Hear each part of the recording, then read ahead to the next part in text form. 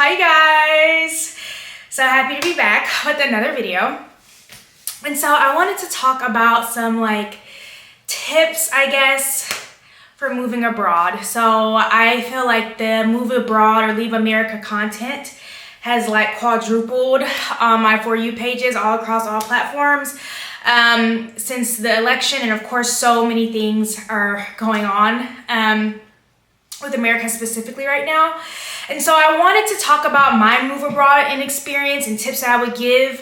But I want to focus on the non-tangible. So this is not a checklist or things you need to buy type move abroad or what visas to get, that sort of thing.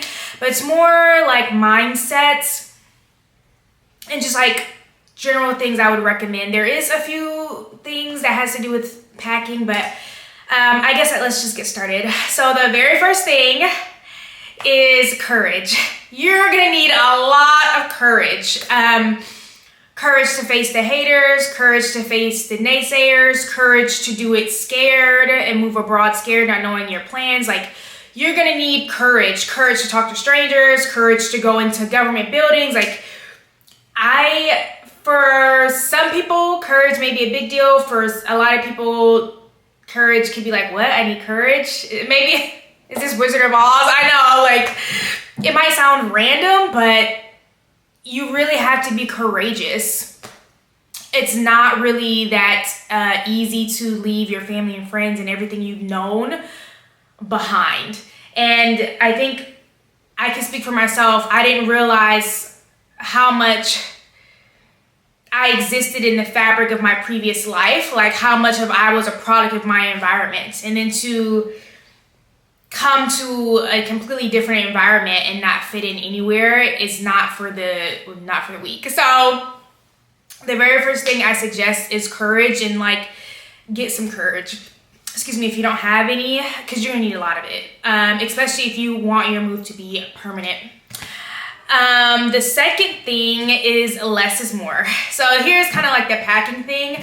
So I didn't own a house in the States, so I know people sell their houses, clear out, but literally less is more. I kept a storage unit in one of the states I was living in before I moved to Germany, because I wasn't sure how long I was gonna live in Germany.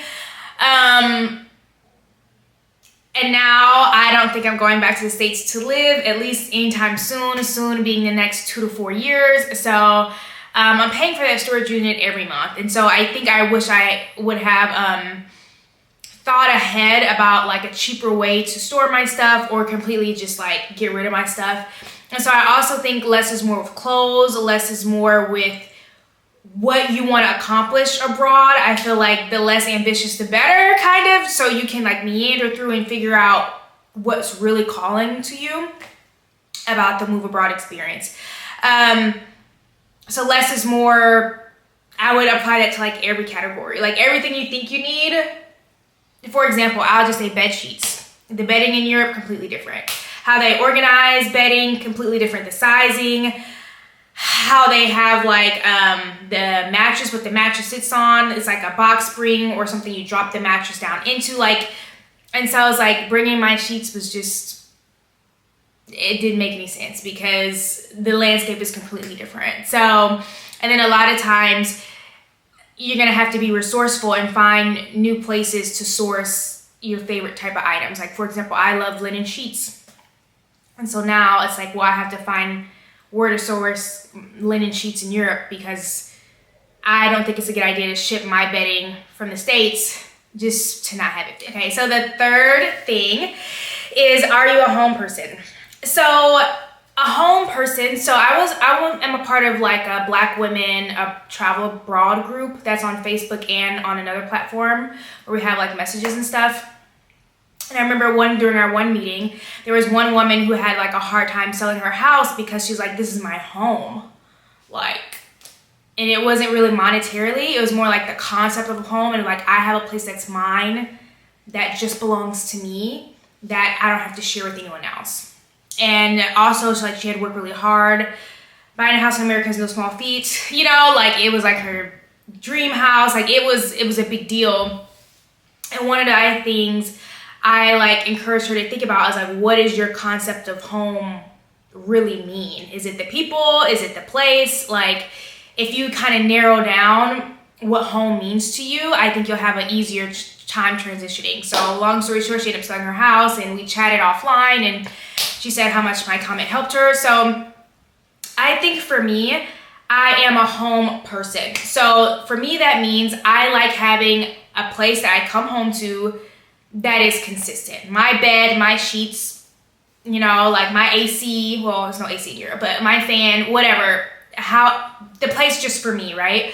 So I know there's several people who like, I backpack all across the world. I don't have a home. I go bippity, bippity, bippity, bippity, bop all around the world. And to me, that sounds overwhelming to not have a place that I can come back to that is familiar and like reset, right? And so that's really something I would consider. Is there a home base you want to have that's abroad? And then from that place, you branch out. So later on point 5, I'm going to kind of like circle back to this. So I think for some people, it's just not something they think about. Like, am I a person who needs a home? Like, it's more of like a psychological thing. Excuse me. Like, I need a home to come back to. And I think for me, I do. So like, will Germany be my home forever? Literally, only God knows.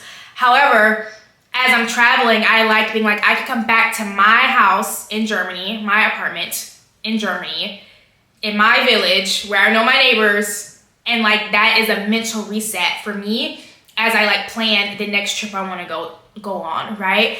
And then also like for me, there's a practicality of like, I need somewhere to put my stuff. Like, I would love to just be a super minimalist and like, I don't need anything but the clothes on my back. That is just not the life I live. I always have stuff. So I always need jackets, this, photos, and like, I feel like I need a place to put my stuff. So number 4 is understanding the concept of sacrifice. So kind of follow me a little bit. So for this point, it's something I had to work through with a therapist when I was going through my really lonely times and like dark times in Germany. And I basically yelled at her. And I was like, you don't know what I had to sacrifice to move to Germany. And I basically was like, I sacrificed the life I had before, which was a life that I liked, a life that I loved, a life that I always thought I would lead, to come to Germany. And so I didn't realize until that moment where I was yelling at my therapist that I was grieving. And that I was grieving my old community, my old church community. I was grieving my college community. I was grieving my master's community. I was grieving like my small, like I had so many pockets of community, my Bible study community, like my going out girls. Like I had so many pockets of community that like I never had to be alone if I didn't want to. I had like 3 roommates. Like I didn't realize like how much I was grieving the life I led before.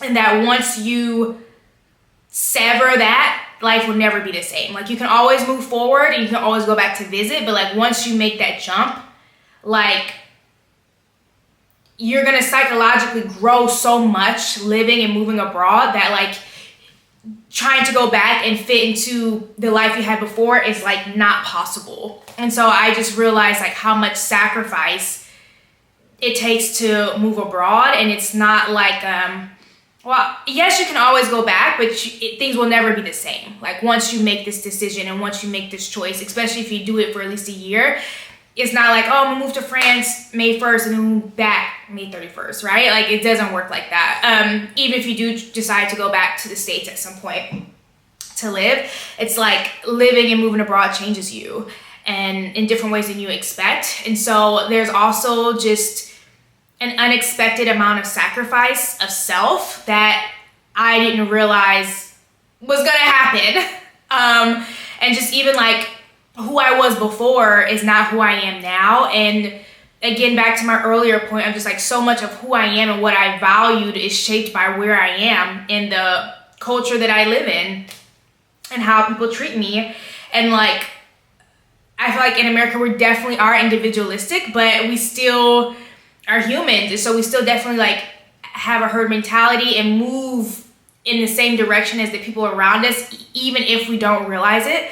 And so a lot of people talk about like work culture and burnout, and I don't necessarily have a problem with those things because when I was in it, it was the only thing that mattered, right? And so because I move abroad, it has given me a different perspective of how people live life. But I'm not gonna poo-poo on the perspective I had before because I needed that work hard, hustle mentality to make it. I needed it. Like, how else I was gonna compete with my peers if I didn't have it, right? And so I think it's so much of the system that you're in that determines like who you are as a person and who you are allowed to be and who you have space to become. And so being in Germany, I feel like I have space to be somebody new that I didn't have before. And so I wasn't necessarily psychologically and emotionally prepared to be like who I was 12 months ago is not who I am now, and is not who I want to be anymore. And so like I'm a new person, I'm a new creation, like I'm just different, and I can't always articulate that. So I hope that makes sense of just like when you move abroad, I think you should have some concept of sacrifice and like how the gravity of the sacrifice that you are making moving abroad. And then also, abroad is not better in the sense that like life is still lifing, bills are still gonna have like the problems that you have within yourself are not gonna disappear when you cross the Atlantic, right? There's still gonna be like things you have to do within yourself to like make yourself fit into the new life that you're creating, if that makes any sense. But okay, so point number 5, yay, okay, 5, we made it to the end, is a concept of community. And so this is what I was alluding to earlier when I talked about I need a home base, and partly why I need a home base is because I feel like I need some sort of sense of community. So I mentioned that I'm in like a Black women's travel group, and I have met some people from there, and we like keep up on social media, which I really love. We keep up in our monthly meetings and on the Facebook groups, like we keep up, and that has helped a lot. Obviously I keep up with my family in the States, FaceTime, calls, letters, you know, things in the mail. Also, for me, I like having a sense of community. I value that. I think as I've gotten older, I've understood what things give me the feelings that I like. So a sense of community gives me the feelings that I belong and that I'm safe. And that's how, one of the ways I get those feelings. And so definitely when I traveled, first came to Germany, I definitely went through all the same like things a lot of people do who move, who are expats, right? Like you feel lonely, you feel disoriented, you're confused, you don't know how to do your utilities, like, you know, all the logistics of moving and like finding a place to live and doing paperwork and renting, and then like, oh, now I have to convert euros to USD or USD to euros to pay my rent, and I need a specific type of account. Like, so I definitely feel like I've definitely gone through that, and that's a specific type of experience and loneliness there. But then there's a different type of like deep sense of not belonging that also sprouts up loneliness. And it's a very specific type of loneliness that I really don't have the words to describe. Like, it's not romantic. It's just kind of like you're just like floating in space, but like you're here, but do people see you? Do you know anybody? And I've had so many like random things happen to me. So like I got a flat tire and I was like, I don't know who to call. So some random man, thank God, in German, a random German man came and helped me. Like he saw that I had a flat tire at the gas station and he helped me. But like, I was like, I can't call my friend, I can't call my mom, like who am I gonna call? And so I actually need to buy the roadside assistance in Germany. So I'm also like, well, I got my car stuck in a ditch and one of my German neighbors had to help me because I'm like, again, I didn't have that insurance, that roadside assistance.